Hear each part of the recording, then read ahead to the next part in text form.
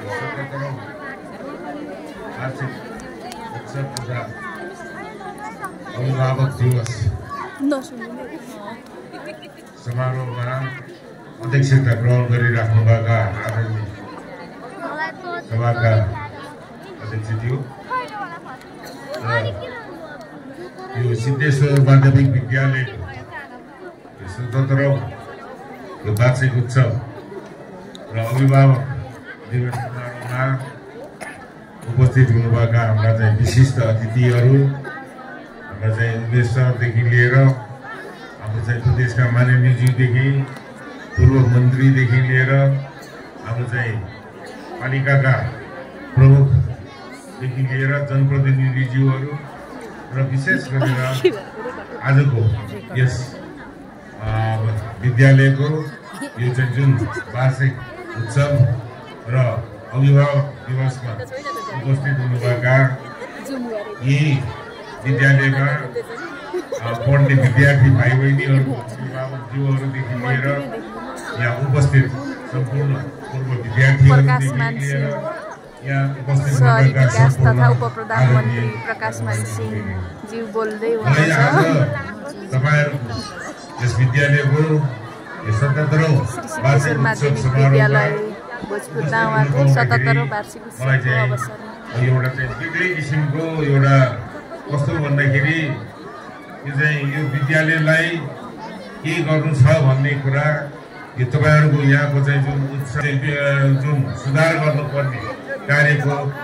जुन तपाईहरुले चाहिँ मलाई चाहिँ काठमाडौँ हुँदाखेरि पनि मलाई चाहिँ हाम्रो यहीबाट चाहिँ पढेर गएका हाम्रा चाहिँ सिलोन बाबुदेखि लिएर रोशन श्रेष्ठदेखि धेरै दावाली साथीहरूले चाहिँ मलाई चाहिँ यसरी चाहिँ दावा जानुपर्छ भनेको धेरै वर्ष भइसकेको र आज चाहिँ यहाँ चाहिँ उपस्थित यसरी चाहिँ दावामा हुनु पाउँदाखेरि मलाई चाहिँ बेग्लै किसिमको चाहिँ एउटा चाहिँ खुसियाली मलाई चाहिँ भएको चाहिँ छ र म खास गरेर अब धेरै लामो कुरा गर्नुभन्दा पनि यो चाहिँ तपाईँ हामी सबैले एउटा कुरा के बुझ्नु पर्यो भन्दाखेरि अब यो विद्यालयको एउटा चाहिँ भनौँ न यो विद्यालय स्थापना गर्नु हुनेहरूको लागि हामीहरूले चाहिँ सबैले चाहिँ उहाँहरू चाहिँ धेरै हामीले चाहिँ सम्मान चाहिँ गर्नुपर्छ भन्ने मलाई चाहिँ लागेको छ। किन भन्दाखेरि म चाहिँ धेरै जिल्लाहरू जाँदाखेरि मैले देखेको कस्तो भन्दाखेरि स्कुलहरू भनेको यो 2007 सालको यो चाहिँ क्रान्ति जुन नेपाली कांग्रेस पार्टीले गरेको 104 वर्षको जहनीय राणा शासनलाई समाप्त पारिसकेपछि यो 7 सालपछि चाहिँ यो शिक्षाको ज्योति चाहिँ के हो भन्दाखेरि जिल्लातिर चाहिँ एकदम विगत ठाउँमा पनि शिक्षा यो चाहिँ आफ्नो छोराछोरीहरूलाई पढाउनु पर्छ भन्ने चाहिँ एउटा चाहिँ जागरण आएको। मैले चाहिँ 7 सालपछि धेरै स्कुलहरूको यो स्वर्णिम जयन्ती यस्तोमा चाहिँ म चाहिँ सहभागी पनि भएको कारणले गर्दाखेरि, तर यो त के हो भन्दाखेरि 7 साल क्रान्ति भन्दा नि 2 वर्ष अगाडि नै स्थापना भइसकेको यो चाहिँ स्कुल यो चाहिँ विद्यालय हो। त्यो कारणले गर्दाखेरि यहाँका त्यस वखत यो स्कुल यो विद्यालयलाई स्थापना गर्नुको लागि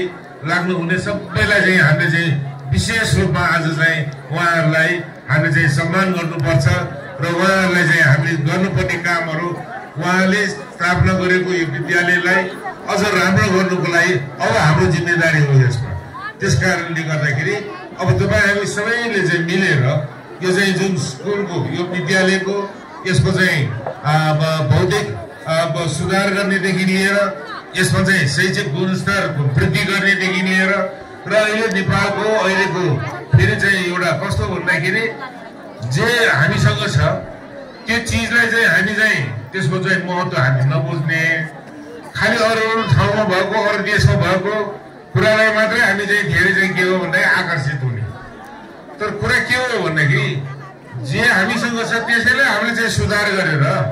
हामीले त अगाडि बढ्नु पर्यो नि त। र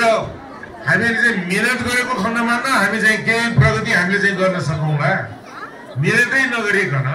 खालि चाहिँ कुरै मात्रै गरेर यो चाहिँ के हो भन्दाखेरि देशको समाजमा रहेको यो चाहिँ के हो भन्दाखेरि चाहनालाई पूर्ति गर्नुको लागि त्यसले चाहिँ मद्दत नगर्ने भएको कारणले गर्दाखेरि तपाईँ हामी सबैले चाहिँ कुरा के हो भन्दाखेरि अधिकार आएको छ, अधिकारको साथसाथै हाम्रो चाहिँ जिम्मेदारी के हो त भन्ने कुरालाई पनि हामीले चाहिँ त्यसमा अलिक विशेष ध्यान चाहिँ दिँदाखेरि समाजमा परिवर्तन ल्याउनुको लागि त्यसले चाहिँ धेरै मद्दत पुर्याउँछ भन्ने मलाई चाहिँ लागेको छ। म खास गरेर तपाईहरुको यस विद्यालयको यो चाहिँ जुन 77औं वार्षिक उत्सव समारोहमा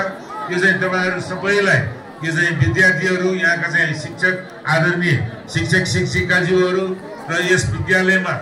यो चाहिँ जुन कार्यरत सबै परिवारका सदस्यज्यूहरु सबैलाई र विशेष गरेर विद्यार्थी भाइ बहिनीहरुलाई तपाईहरुको यो 77औं वार्षिक उत्सव समारोहमा चाहिँ तपाईहरु सबैलाई चाहिँ हार्दिक बधाई ज्ञापन गर्न चाहिँ चाहन्छु र म खास गरेर विद्यार्थीहरुलाई तपाईहरुले चाहिँ यो जुन अहिले चाहिँ अवसर पाएर पढिराख्नु भएको छ यसमा अलिकति बढी विद्यार्थीहरुले यो चाहिँ के हो भन्दाखेरि जीवनमा म के बन्छु, म के हो, समाजलाई के गर्न सक्छु भन्ने कुरालाई लिएर त्यसमा चाहिँ अलिकति ध्यान पुर्याएर त्यसमा बढी चाहिँ के हो भन्दाखेरि मेहनत चाहिँ नगरिकन मान्छे कोही बन्दैन है। मेहनत नगरिकन कोही के गर्नै सक्दैन। यो चाहिँ खाली सपना मात्र देखेर सपना देख्नु पनि पर्छ, तर सपना देखेको कुरालाई त्यसलाई चाहिँ कार्यान्वयन गराउनुको लागि त्यो अवस्था चाहिँ आफूले चाहिँ आर्जित गर्ने हो भने मेहनत नगरिकन यो सम्भवै नहुने भएको कारणले गर्दाखेरि विद्यालयहरुमा यो चाहिँ विद्यार्थीहरुले चाहिँ मेहनत गरेर अनुशासित भएर तपाईहरुले चाहिँ के हो भन्दाखेरि क्लासरुममा पढ्ने विषयहरुमा त तपाईहरुको चाहिँ पोख्त हुनु पर्यो, तर आजकलको जमानामा फेरि के हो भन्दाखेरि कोर्स बुकको मात्रै शिक्षाले यो चाहिँ के हो भन्दाखेरि आफ्नो जीवन सफल पार्नको लागि त्यसले एउटा आधार चाहिँ बनाइदिन्छ। तर एकदम प्रगति गर्ने हो भने चाहिँ तपाईहरुले चाहिँ आफ्नो यो चाहिँ व्यक्तित्व स्विचर फुटाएर गायनमा छ भने राम्रो खोइ स्विचर त्यसको पनि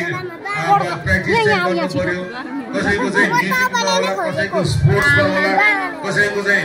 अरु चाहिँ समाज सेवा गर्नेमा होला, सबै कुराहरुमा चाहिँ लगनका साथ हामी गएर पनि आको राम्रो हुन्छ भन्ने कुरा मैले चाहिँ तपाईहरुले चाहिँ विद्यार्थी भाइ बहिनीहरुलाई भन्न चाहिँ चाहन्छु। र म अब खास गरेर यो चाहिँ यो विद्यालयको यो चाहिँ म फेरि चाहिँ भोजपुर जिल्ला यो चाहिँ कारणले गर्दाखेरि पनि म एउटा कुरा के भन्न चाहन्छु भन्दाखेरि अहिलेको वर्तमान सरकारको यो चाहिँ जुन जसरी यो सरकार हामीले यो चाहिँ नेपाली कांग्रेस पार्टी एमाले लगायत सरकार बनेको छ। यो सरकार के भन्दाखेरि नेपालको विकास निर्माण गर्ने क्रममा यो तपाईं हामी सबैले अनुभव गरेको कुरा के हो भन्दाखेरि राजनीतिक स्थिरता, राजनीतिक स्थायित्व भएन भने यो चाहिँ विकास निर्माणका कार्यहरू गर्नुको लागि त्यसमा चाहिँ धेरै अप्ठ्यारापनहरू चाहिँ आउने भएको कारणले गर्दाखेरि यहाँ चाहिँ राजनीतिक स्थिरता ल्याउनुको लागि स्थायित्व अब यो चाहिँ स्थापित गर्ने चाहिँ विधि सम्मत नियम सम्मत तवरले नै यसलाई चाहिँ अगाडि बढाउनु पर्ने प्रक्रियालाई चाहिँ अगाडि बढाउनुको लागि यसमा हामीले चाहिँ काम गरिरहेका छौँ। र अहिलेको चाहिँ यो चाहिँ आउने बजेटमा पनि हामीले चाहिँ आफूसँग भएको जुन साधन स्रोत हो त्यसलाई चाहिँ बढी चाहिँ बढी एउटा चाहिँ रिजल्ट ओरिएन्टेड हुने गरिकन त्यसको चाहिँ सबैले चाहिँ बढी चाहिँ बढी त्यसको चाहिँ भनौँ न महसुस हुने गरिकन यो विकास निर्माणका कामहरूदेखि लिएर अरू कामहरू चाहिँ गर्नुको लागि हामीले अगाडि बढिरहेको कुरा यहाँ चाहिँ भन्न चाहिँ चाहन्छु। म फेरि पनि यस विद्यालयका यो चाहिँ व्यवस्थापन समितिदेखि लिएर यो चाहिँ प्रधानाध्यापकज्यूहरूदेखि लिएर शिक्षक शिक्षिकाहरूदेखि लिएर सबैलाई चाहिँ के हो भन्दाखेरि तपाईले चाहिँ जुन सेवा गरिराख्नु भएको छ, विद्यार्थी जुन उत्पादन तपाईँहरूले गरिराख्नु भएको छ र यहाँबाट पढेर गएका विद्यार्थीहरूले चाहिँ धेरै देशको चाहिँ सेवा गर्नुको लागि यो चाहिँ धेरै ठुलो चाहिँ मद्दत मिल्ने भएको कारणले गर्दाखेरि शिक्षामा चाहिँ अलि राम्रोसँग चाहिँ तपाईँहरूले विद्यार्थीहरूको यो गुणस्तरीय शिक्षा दिनको लागि तपाईँहरूले गर्दै आउनुभएको यो चाहिँ जुन तपाईँहरूको सेवा हो त्यसको उच्च कदर गर्दै मेरो भनाइ टुङ्ग्याउनु अगाडि फेरि पनि म के भन्न चाहन्छु भन्दाखेरि तपाईँहरूको चाहिँ यो जुन चाहना छ यो विद्यालयलाई चाहिँ अझ राम्रो गर्नुको लागि त्यसमा मेरो व्यक्तिगत तर्फबाट मैले गर्न सक्ने ठाउँमा पुग्दाखेरि मैले गर्न सक्ने काम सकेसम्म त्यो छ। तपाईँहरू यहाँको चाहिँ जनप्रतिनिधिहरूसँग पनि सल्लाह गरेर यसै विद्यालयका यो चाहिँ भनौँ न यहाँका चाहिँ यो चाहिँ एक्सपिरियन्सहरूसँग पनि सल्लाह गरेर र यहाँका चाहिँ समाजसेवीहरूसँग सल्लाह गरेर गर्नुपर्ने काम त्यसमा चाहिँ मैले गर्नुपर्ने त्यो चाहिँ म गर्छु भन्ने कुरा तपाईँहरूले चाहिँ भन्दै मेरो भनाइ यति गर्न चाहन्छु। हवस्, धन्यवाद। जय नेपाल। जय नेपाल।